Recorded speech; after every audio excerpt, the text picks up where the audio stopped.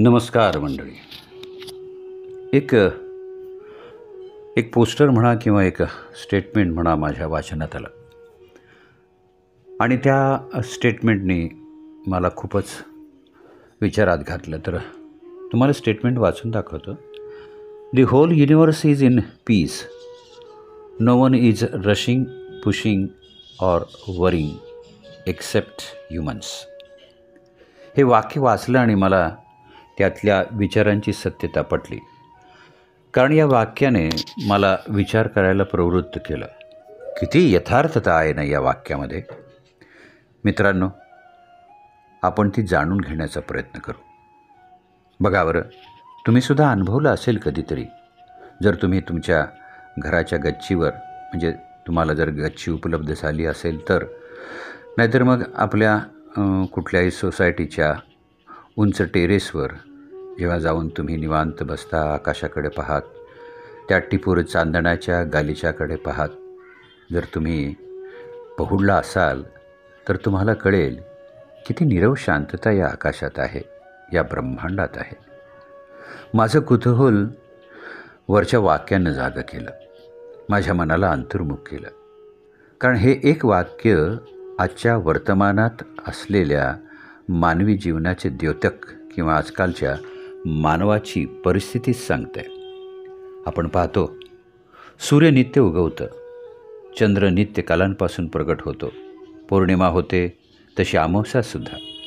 चंद्र सूर्य त्यांच्या गतीत फरक करत नाहीत. हजारो मैल दूर असलेले ग्रहतारे हे सुद्धा आपल्या गतीत, आपल्या चालीत फरक न करता चालत राहतात. सूर्य शांत उगवतो, मावळतो, पशुपक्षी गातात, ओरडतात. खरं तर पक्ष्यांचं तर नवल आहे. त्यांना दिवस रात्र कळते. सायंकाळ झाली की घरट्यात परततात, पहाट झाली की जागे होतात. सबेरीन पक्ष तुम्हाला माहिती असतील तर देशच्या देश, खंडच्या खंड पालथे घालतात आणि पुन्हा शांतपणे परततात. झाडं झुडपं त्यांच्या काळानुसार वाढतात, नदी संत वाहते. पण ही सारी निसर्गातली मंडळी कधी कोणी धावत नाही. नदी सोडली तर कोणाला धावायचंच नसतं, कोणाला पोहायचं नसतं. कोणाशी स्पर्धा नाही, कोणताही ताण नाही, कोणाची भीती नाही. शांतपणे एका लयीत ती रुजतात, वाढतात आणि काळाला सामोरे जातात, स्वतःचं अस्तित्व विसरून. म्हणजे एक सहज सुरामध्ये, लयीमध्ये ते जगत असतात. पण या सगळ्यांच्या गर्दीमध्ये अगदी सामान्य रूप असलेला मानव मात्र फार गडबडीत असतो, सारखा धावत असतो, काहीतरी गाठण्याचा प्रयत्न करतो. आणि तो तसा वागला नाही तर त्याच्या अवतीभोवतीचा समाज त्याला दूषण देतो.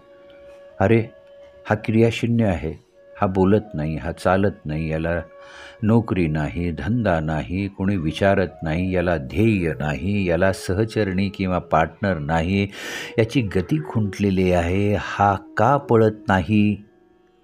आणि हे सगळं ऐकलं किंवा अनुभवलं की जी काही या जीवाची धावपळ सुरू होते की काही विचारू नका. मग त्याची गती प्रगतीच्या नावाखाली बिघडते. कारण सातत्याने त्याला काहीतरी गाठण्यासाठी प्रवृत्त केलं जातं. मग त्याची गती प्रगतीच्या नावाखाली बिघडते. कारण सातत्याने त्याला काहीतरी गाठण्यासाठी प्रवृत्त केलं जातं. मग तो पैसा असेल, प्रतिष्ठा असेल, यश असेल, मान सन्मान मिळवण्याचे प्रयत्न असतील, तो या सगळ्या स्पर्धेत जीव तोडून धावायला लागतो. आणि मग त्यासाठी वाटेल ते करायला तो तयार होतो.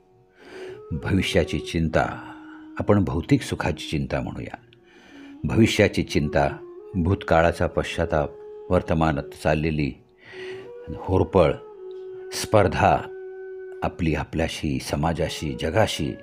आणि मग त्याच्या गतीत तो हरवून जातो. त्याला निसर्गातली शांती अनुभवता येत नाही.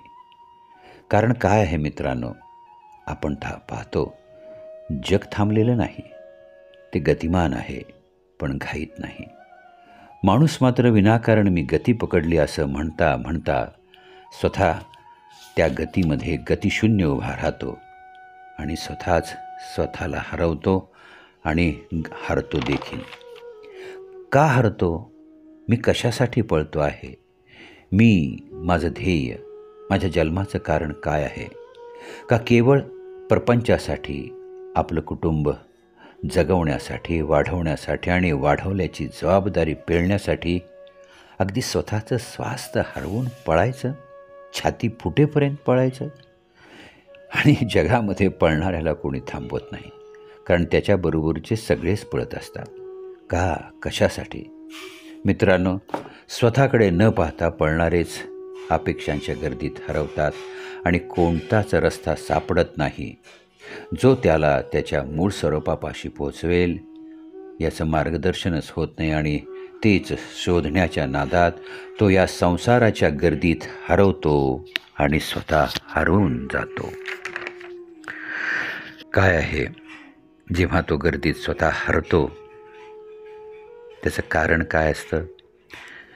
मगाच्या वरच्या स्टेटमेंटमध्ये जे लिहिलेलं आहे तेच. रशिंग, पुशिंग आणि वरिंग हे जेव्हा तिथे नसतं तेव्हाच त्याला कळतं, पण तोपर्यंत खूप वेळ गेलेला असतो. निसर्ग तत्त्व कळण्यासाठी किंवा तो कळून घेण्याचा प्रयत्न करत नाही, तो शोधत राहतो. मग त्यांनीच तयार केलेल्या भाऊगर्दीत त्याचा रस्ता कधी वस्तूंमध्ये, लोकांमध्ये, आपल्या यशामध्ये, आणि मग तो थकतो, गोंधळतो आणि स्वतःला पारखा होतो. ब्रह्मांड शांततेत आहे. प्रकृती स्वतःच्या मार्गाने चालते, संयमानं. कोणतीही गर्दी नाही, कोणतीही गडबड नाही. आपली पृथ्वी तर तसं बघायला गेली तर आपण बघतो ना, अनेक वेळा आपण अंतरिक्षातून गेलेल्या यानातून दिसलेली चित्र, नासाने पाठवलेले फोटो जेव्हा पाहतो तेव्हा कळतं की पृथ्वी तर अधांतरी आहे. ग्रह नक्षत्रसुद्धा अधांतरी आहेत. त्यांच्या आजूबाजूला असलेले चंद्रसुद्धा अधांतरीच आहेत. तरीसुद्धा ते आपल्या लयीत फिरतात. ते खाली येत नाहीत ना ते वर जातात, कारण ते आपली कक्षा सोडत नाहीत. कुठल्याही प्रकारची धावपळ ते करत नाहीत. फक्त माणूसच झोपेत असून सुद्धा आपल्या मनाची गती थांबवू शकत नाही, कारण मनात असलेला लोभ, ईर्ष्या, अहंकार, भीती त्याला अस्वस्थ करते आणि इतर अनंत कारणांमुळे तो बाहेरच्या जगात इतका गुंतून जातो की त्याला शांती सापडण्यासाठी, अंतर्मनाशी संवाद करायसाठी थांबायचा वेळच मिळत नाही. मित्रांनो, अंतरिक्ष एका वेगळ्या शांतीने भारलेलं आहे. ती शांती आपल्यातही असते, पण मानव मात्र तिचा शोध घेण्यासाठी बाहेर फिरत असतो. स्वतःला ओळखण्यासाठी मानवानं गतीतून, स्वतःच्या धावपळीतून थांबायला शिकायला हवं, कारण ब्रह्मांड धावत नाही, ढकलत नाही, काळजी करत नाही. ते स्वतःत संपूर्ण आहे. मानव त्या ब्रह्मांडाचा भाग असून तो स्वतःला अपूर्णतेच्या भीतीने, अज्ञानाच्या दडपणाखाली, सततच्या स्पर्धेमुळे उगाचच ढकलणं, काळजी करणं, अस्वस्थ होणं स्वीकारतो. अर्थात ते सारं व्यर्थ आहे. आपल्याला जर कळलं की मानव म्हणजे आपण स्वतः सोडून बाकी सगळीकडे शांतता आहे, तर त्याला निसर्गाकडे बघावं लागेल, कारण निसर्ग शांत आहे. त्याला कोणालाच हरवायचं नाही आणि म्हणूनच ते परब्रह्म परमेश्वराच्या जवळ आहे, कारण ते त्याचंच रूप आहे. आपण आपल्या स्वतःला जिंकलं तर शांतीचा मार्ग निसर्गाच्या स्वभावासारखं जगणं सहज प्राप्त करू शकू. पण त्याआधी बाहेर जाणारा प्रवास आपल्या अंतर्मनाकडे वळवावा लागेल. मित्रांनो, तुमच्या लक्षात येतं का, भगवंतानी हे मानव नावाचं जे रसायन बनवलेलं आहे, आपण त्याला प्राणी म्हणतो, ते अतिशय विलक्षण आहे. जो मानव स्पर्धा, ताणतणाव, अपेक्षा, इच्छा यांच्या भाऊगर्दीतून, संसाराच्या वेगातून स्वतःला दूर काढतो आणि सरळ एखाद्या वटवृक्षाखाली निश्चल बसतो, तेव्हा तो प्रबुद्ध होतो, तो बुद्धिमान होतो, कारण त्याचा प्रवास संपतो. त्याला कुठलीच ईर्ष्या राहत नाही, अपेक्षा राहत नाही. तो गतिशून्य होतो, गतीतून बाहेर पडतो. त्याला कळतं गती ही प्रगती नाही, ती केवळ दमवणूक आहे. तुम्ही जर शांत बसाल तर तुम्ही मनाची गती धीमी होईल. तुमच्या मनाला हवी असलेली शांती तुम्हाला मिळेल. कारण बुद्धांसारखे अनेक सिद्ध संत झाडाखालीच विसावले आणि जो थांबतो तो पळत नाही आणि जो पळत नाही तोच आपल्या मनावर नियंत्रण मिळवतो, विजय मिळवतो. आणि यासाठीच तर सगळ्या संतांनी आपल्याला नामाचा मार्ग सांगितलेला आहे. आपल्या पळणाऱ्या, ढकलणाऱ्या, काळजी करणाऱ्या मनाला नामच शांती देते. निसर्गाशी एकरूप व्हायला शिकवतं. निसर्गातली लय तुम्हाला नामातूनच प्राप्त होते. मग मित्रांनो, विचार कसला करताय? मनाला थांबवून नाम घ्या आणि म्हणा, जय श्रीराम, जय श्री स्वामी समर्थ.